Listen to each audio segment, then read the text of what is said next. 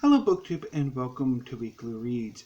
For the second week in a row, I've had a fantastic reading week. So for most of this week, I've been reading The Triumph of the Moon by Ronald Hutton. This is a history of Wicca. The first part of the book focuses on the various strands, cultural, societal, occult, that would eventually kind of give rise to Wicca in the mid-20th century. Some of these strands include secret societies like the Freemasons, ceremonial magic, the witch trials, the cunning folk, the study, or the beginning of the study of the European Neolithic, counterculture art and literature, namely through a sort of a renewed interest in the Olympian deities and the eventual synchronization of the gods and goddesses into a single goddess figure who's a bit of a combination of Aphrodite and Artemis, and then like triplicated, or as a maiden mother crone, and the god into Pan, or pretty much synchronizing really the focus mainly on, or almost exclusively on, Pan as sort of a god of nature, and sort of the renewed focus on nature as compared to the urban environment. And so a lot of these strands sort of moving into and giving rise to the foundation of Wicca in the mid-20th century, which is what part 2 explores. The history of Wicca from its foundations by Gerald Gardner and others to the near present. And so this book is phenomenal. I loved every moment I spent with it. It was just a blast to read, and I highly, highly recommend it. Particularly how Wicca, or how Hutton sort of shows how Wicca sort of survives so many storms thrown its way, namely the hostility of the British press, initial and at various different points, the sort of occasional negative take from popular culture, namely the work of like Dennis Wheatley, who wrote a number of occult thrillers, the egos of the various early leaders of Wicca, the sort of explosion of sort of the foundation myth that Wicca is the descendant, the continuation of an ancient religion that had its foundations in the Neolithic, like a pan-European Neolithic goddess cult that survived through the various Indo-European faiths, the Christianization of Europe, the early modern witch hunts, and into the present.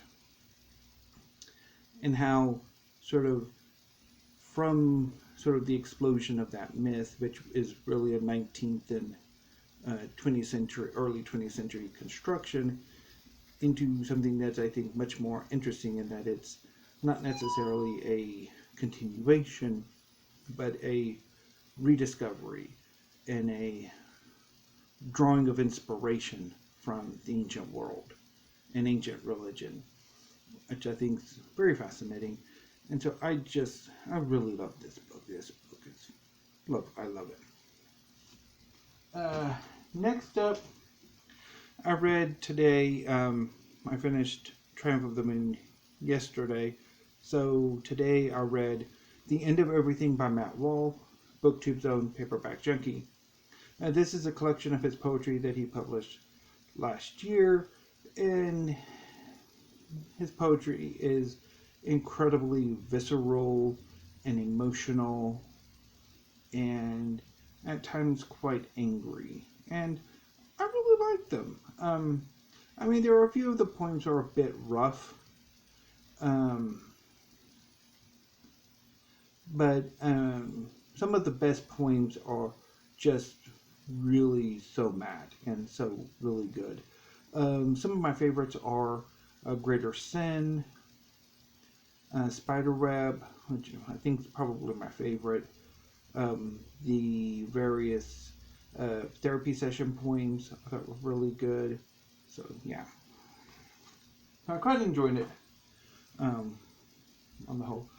So what I'll be reading this coming week is, so tomorrow I will be starting on, and hopefully will be my um, weekend read, will be A Little More Red Sun on the Human by Gillian Conoley.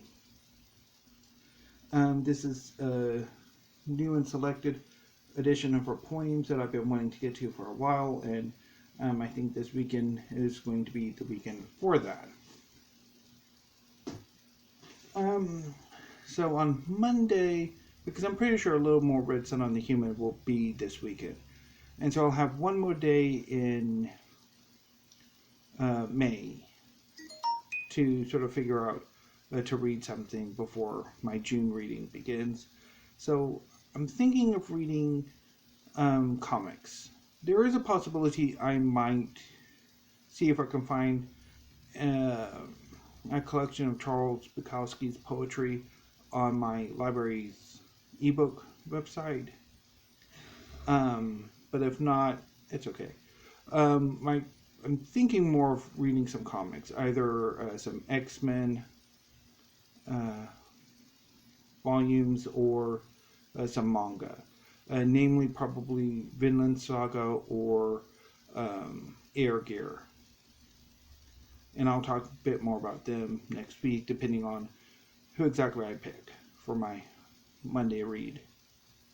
And then starting on Tuesday, I will begin reading off of my Pride Month TBR. So the first two options I have for Tuesday, Wednesday, Thursday, and Friday of next week are The Factory Witches of Lowell by C.S. Malerich, in which the women who worked at the Lowell factories are witches, and they sort of unionize. I'm quite looking forward to it.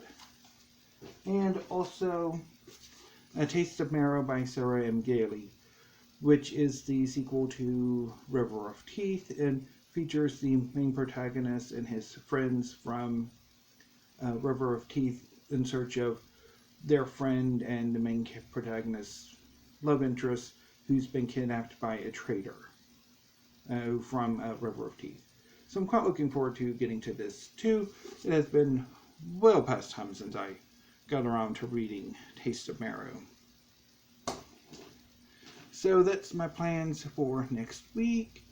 Anyway, my filming plans for next week. Assuming, of course, I don't turn into a fish, because it's been raining like all day. We've already got about like almost 4 inches of rain. So, and that's probably before the most recent round, which came in during the 6 o'clock newscast. So, assuming I don't become a fish, on Monday I will be doing the my reaction to the quarterfinals of the BookTube Prize. On Tuesday, probably will be a tag video. On Wednesday, I don't know, maybe a comics video of some kind, because I haven't really done one, and I really would like to do a comics discussion video. Then on Thursday, maybe another tag video, and on Friday, weekly reads, and if there's something interesting earlier in the night for me to do earlier in the day. So anyway, BookTube, that's my plans for next week. Hopefully I'll manage to do them. So until next week, BookTube, thank you. Have a great evening and weekend and Memorial Day if you're an American, and just general weekend. And stay safe. Thank you, BookTube.